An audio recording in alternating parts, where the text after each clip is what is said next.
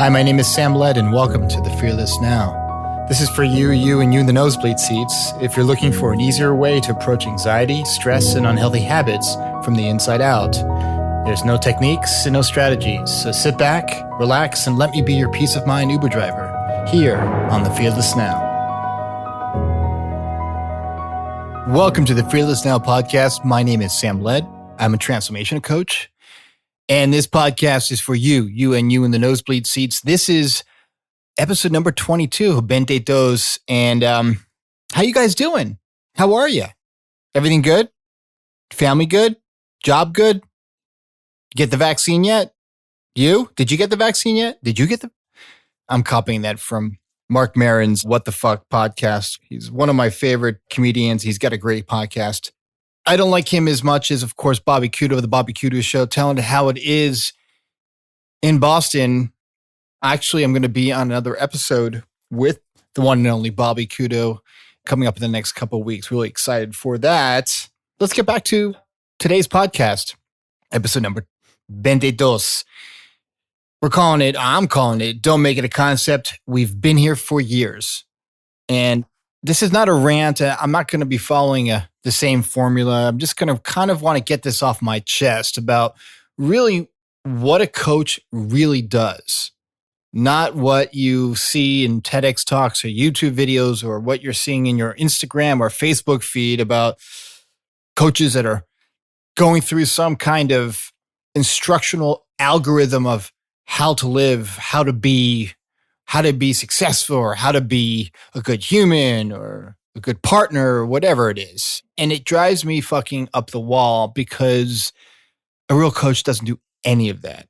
I've had a lot of clients, not saying that I'm the best coach or the worst coach. I'm a heart-centered coach. I love my clients. I love my work.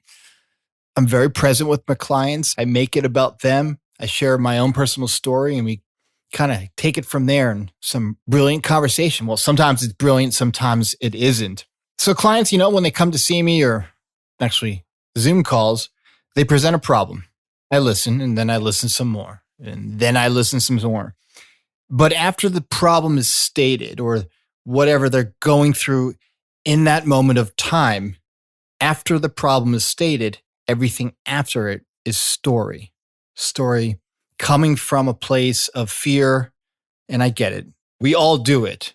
We all have moments when we are so caught up in our heads in this melodramatic self-narrative that's being made up in real time by our brain that's doing its best to inform you in split-second calculations of how to live, how to react, future fantasy, fear and loathing in Las Vegas kind of thinking. And we all get sucked in once in a while, all of us. But after the problem's stated, there's a hard stop. So I've been gleaning through a lot of Instagram accounts of coaches that try to solve their clients' problems, like literally in real time. Like if you watch, and again, some of these clients are well-meaning and really, really good at what they do. But it's really exhausting to watch a coach to solve a problem or try to solve a problem for their client in real time or if they're in front of an audience. Like I've seen, I think it was Tony Robbins, who's the grand poobah of inspirational, motivational, transformational coaches, try to analyze, reframe, and then provide a solution for whoever stands up in the audience within like 3 minutes, 2 minutes, try to fix whatever, or try to provide insight. That's not, in my opinion, where I'm sitting here in my chair in Santa Barbara, looking out at the Santa Barbara channel, that's not how real coaching, real transformational coaching works. I'm going to say it again. That's not how powerful, impactful coaching works in the real world. That's on YouTube videos, TEDx talks. And there's nothing wrong with any of those things. In fact, I love Tony Robbins sometimes. I love TEDx talks. I love the Moth Radio Hour. I love when people are going out there and wanting to be of service, but sometimes it goes too far and we end up projecting our own intellectualized, conceptualized, quick fix solution onto our client, which is really, really wrong. And there's no growth with the client. The client can't figure out for themselves how to pivot into success or into feeling more satisfied with their life or finding solutions to their problems. That's not real coaching. That's not how it works. And as a transformation coach, it's not my job to tell my clients or to tell you how to solve your problems. That's on you. And even my job on this podcast is to remind you how it all works, how a spiritual being in the machine called the brain in the physical human body works, right? We are spiritual beings in this machine. It's like ghosts in the machine. We are like this being of unlimited potential, infinity. Think about consciousness, which is infinity. It's always expanding and there's no end to it. In this machine, pumping blood with all kinds of systems and all kinds of mechanics and all kinds of things going on inside this machine, this physical machine. But that physical machine is way more than who you are. And I'm not going to go into the woo-woo aspect of it that much, but it's not woo-woo. It's actually the truth that we are spiritual beings in this physical machine called the human body.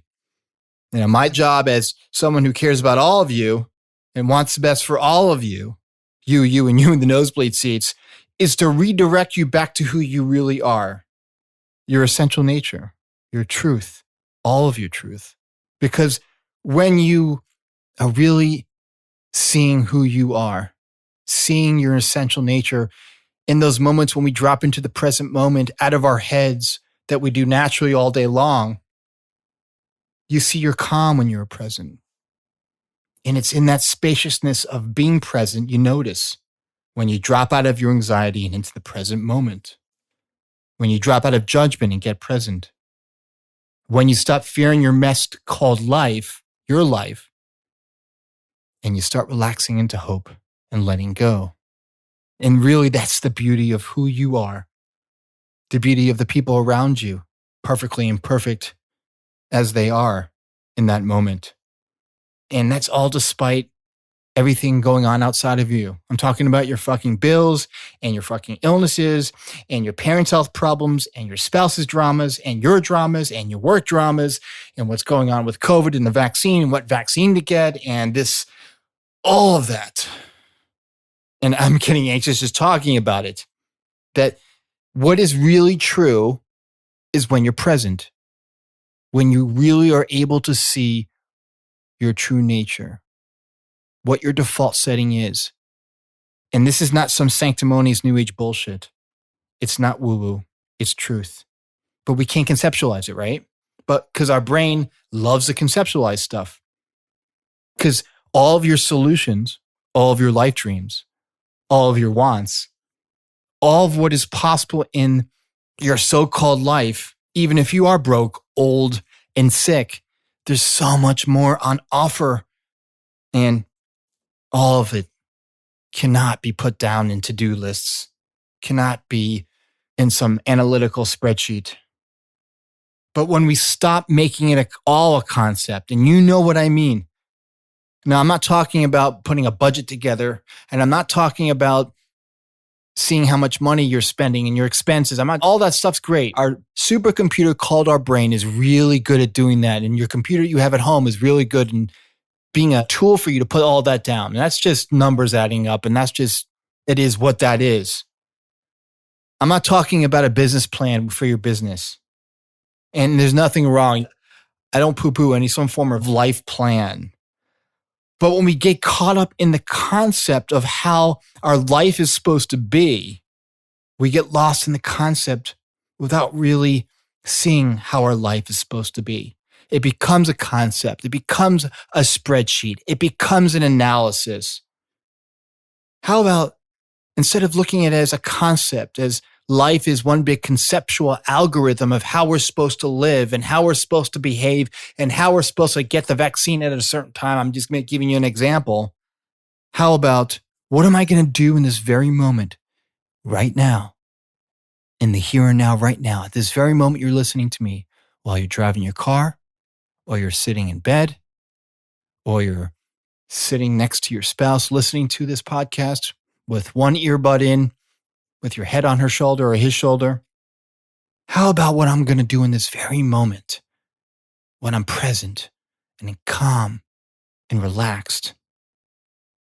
What am I going to do when I appreciate and see the grateful nature of my life? What am I going to do when I look around me, whether I'm living in a shack-tone shack or a mansion in Beverly Hills, rich or poor, old or young, healthy or sick, wherever you are? What can I do right now to see that I'm really lucky to be alive in this moment? Grateful and alive, relaxing into hope, which is truly who I am and who all of you are. That everything after the yeah buts that I've talked about before, about the story, the drama that you're going through, that we all go through, but everything after the problem, the yeah, but, well, yeah, but you know what? It's easier said than done. Yeah, but I don't know because I can't afford to do it because of my credit card interest. Yeah, but because, the yeah buts of every judgment, of every critical analysis your brain is cooking up due to some conditioning or the made up bullshit condition narrative that is being regurgitated by your conditioning. There's a lot of conditionings in there. Will always be followed by, instead of a yeah, but, a hard stop, period. And the more you look at it and see your mind going out into the ethers when it's taking you on a ride of story and melodramatic prose, making it up as it goes along, creating some kind of made up disaster movie after your problem. Holy shit, I'm in debt. What am I going to do? They're going to repossess my car and they're going to do this and they're going to do that if I don't take care of it soon. Oh my God, oh my God, oh my God. How about just a hard stop? How about just a period? And then settle down into the present moment, get calm, get relaxed. Because you can't operate from an area of or from a space of finding solutions to your problems when you are so caught up in the machinery of your monkey mind. And I'm getting exhausted and getting anxious just thinking about it. So, where are we, guys? Where are you right now? You are right there. Right there in the moment. Not in your supercomputer called your brain. A computer very innocently making shit up, just trying to keep you safe, thinking that thought's going to keep you safe by creating some narrative about how shitty your life is or how you have to do this right now because if you don't do this, then this is going to happen, period. How about just a hard stop and a deep breath and sitting still in the moment right here with me, whether you're in your cubicle, in your car, sitting next to your kids, or wherever you are. Because when we stop falling for the trap of the brain's need to conceptualize, to predict, and of course, future fantasy it to death, we're able to get present more. The more we are present, the more we are our authentic selves. The more we see our frailties as just that, frailties, nothing more. Hard stop, period. The more we notice our frailties as just being part of the human experience and our humanness, and that if it's a frailty, then hey, it's a frailty. You see it. And then when you're present and relaxed, you can, okay, what's the go around? How can I see that, I got all these KSAs in my life, these knowledge, skills, and abilities that are all on tap when I'm in the present moment. Those KSAs that I have built into me, built into all of you, are all on tap when you're present, right here and right now. And the more we are present, the more we are able to have successful business partnerships, successful romantic relationships, and just a nicer, easier, happier, and kind life. Even if you are, unfortunately, maybe broke right now, alone, in debt, and your dog is dying. I mean, I just pulling out every doom and gloom scenario. But once you see that who you are is beyond what's in front of you, whatever's in front of you going wrong, beyond the physical. And when you see that space, as Michael Neal calls it, the famous transformational coach that I've been following for many years now, the space before thought, and what is possible in that space before thought, is getting so damn present that you are able to see who and what you're capable of and who and what you are. I hope this has been helpful. I hope you've loved this. I hope you kind of relaxed and got into a state of utter presence, or maybe not. But I know that some of you that are listening to us really need to hear this. This podcast is made possible by those of you listening right now, but it's not possible if you're just listening to it and not sharing this podcast with others. Because when you tell your friends, they tell their friends, and then so on and so on. Please share this podcast. If you haven't already, please like and subscribe and comment and tell me how much you love it. And I will see you next week or the next 2 weeks for another episode number 23 of the Fearless Now podcast. Have a great week, everybody.